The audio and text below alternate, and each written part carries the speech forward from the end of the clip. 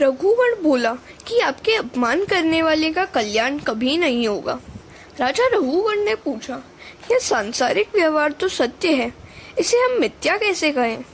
यदि वस्तु असत्य हो तो उससे कोई भी क्रिया नहीं हो सकेगी। जिस प्रकार की मिथ्या घट से जल लाना शक्य नहीं है। आगे राजा ने पूछा, आपने कहा है कि शरीर को जो दुख होता है वह आत्मा को नहीं होता, परंतु मैं तो मानता हूँ कि शरीर को कष्ट होने पर आत्मा को भी कष्ट होता है। इसका कारण यह है कि शरीर का संबंध इंद्रियों के साथ है, इंद्रियों का संबंध मन के साथ है, और मन का संबंध बुद्धि के साथ है, और बुद्धि का भी संबंध आत्मा के साथ है। अतः जो दुख शरीर को होता है वह आत्मा को भी होगा ही। चूल्हे पर बर्तन में दूध हो और दूध में चावल हो तो चूल्हे को अग्नि से पारस्परिक संबंध के कारण दूध में पड़े हुए चावल पक जाते हैं। तो शरीर को होने वाला दुख आत्मा को भी होना ही चाहिए।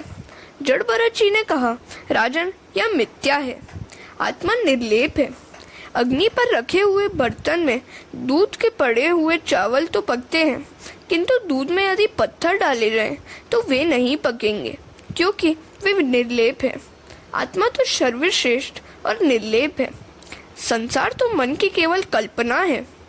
राजन, मन की विकृति होने पर जीव भी विकृत हो जाता है।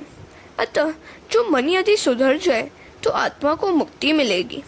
एक बार मेरा मन मृगमाल में फंस गया तो मुझे भी मृग योनि में जन्म लेना पड़ा। अतः अब मैं सावधान हो गया हूँ।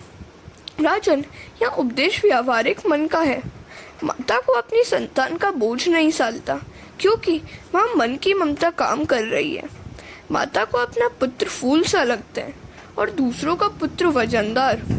अपना पुत्र वजनदार होने पर भी माता को फूल सा लगता है, जबकि दूसरों के पुत्र का वजन बोझ सा लगता है। उसका कारण है मन। मन कहता है कि यहाँ अपना है और वहाँ पराया है।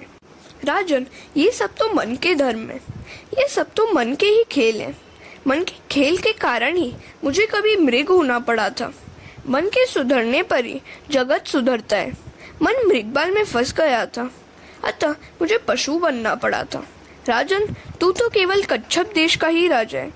मैं तो भरतखंड का राजा था, फिर भी मेरी दुर्दशा हुई थी। गुणानुरक्तम व्यसनाय जंतो क्षेमाय नैर्गुणम यथो मनः स्यात्। विषयासक्त मन जीव को सांसारिक संकट में फंसाता है, और वही मन विषय रहित होने पर जीव को शांतिमय मोक्ष पद की प्राप्ति कराता है।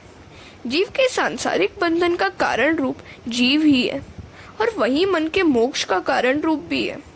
मनुष्य का मन जो विषयासक्त हो जाए तो वह सांसारिक दुखदाता बन जाता है।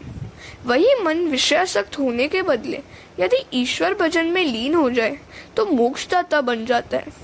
विषयों का चिंतन करता हुआ मन उसमें फंस जाता है तो उसका बंधन आत्मा अपने में मान लेती है, स्वयं पर आरोपित कर लेती है। यह सब मन की ही दुष्टता है। अतः मन को परमात्मा में स्थिर करो। तुम अपने मन को दंड दोगे तो यमराज तुम्हें दंड नहीं देंगे। जिस दिन जीव असत्य बोले उस दिन उपवास करो। जिस दिन कुछ पाप हो जाए उस दिन माला अधिक फेरो। भरत जी कहते हैं, राजन, तुम मुझसे पूछते हो कि मैं कौन हूँ, किंतु तुम स्वयं से ही पूछो कि तुम कौन हो। तुम शुद्ध आत्मा हो। जागृत, स्वप्न और सुषुप्ति, इन तीन अवस्थाओं का साक्षी आत्मा है।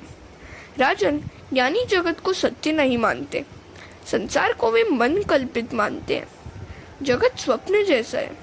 जिस प्रकार स्वप्न मिथ्या होने पर भी मनुष्य को रुलाता है, उसी प्रकार यह मिथ्या जगत भी मनुष्य को, जीव को रुलाती है। मान लो कि एक मनुष्य सोया हुआ है। वह सपने में देखता है कि एक भयानक शेर हमला करने वाला है, तो वह मनुष्य डर जाता है कि शेर मुझे खा जाएगा। ऐसा सोचकर वह चिल्लाने और रोने लगता है। उसकी नींद ही उड़ जाती है। जागने पर वह देखता है कि वह तो सपना था और सपने के शेर से ही वह डर गया था, किंतु स्वप्न असत्य है। यह बात मनुष्य की समझ में कब आती है? केवल तब कि जब वह जाग जाता है। कौन सा व्यक्ति जागा हुआ है? विषयों में से जिसका मन हट गया है, छूट गया है, वही जागा हुआ है। इसीलिए तो तुलसीदास जी ने भी कहा है, जानिए तभी ही जीव जग जागा, जब सब विषय विलास विरागा। राजन, इसीलिए तो मैं कहता हूँ कि ये सब तो मन के खेल हैं। मन को शुद्ध करने के लिए संतों का समागमन करो। महापुरुषों की सेवा से ब्रह्म की प्राप्ति होती है। राजन, सत्संग के बिना ज्ञान प्राप्त नहीं होता।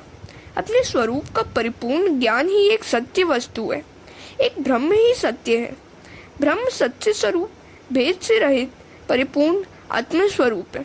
पंडित उसका भगवान वासुदेव, कृष्ण आदि नामों से वर्णन करते हैं, अन्यथा जगत तो मिथ्या है। हरे कृष्णा।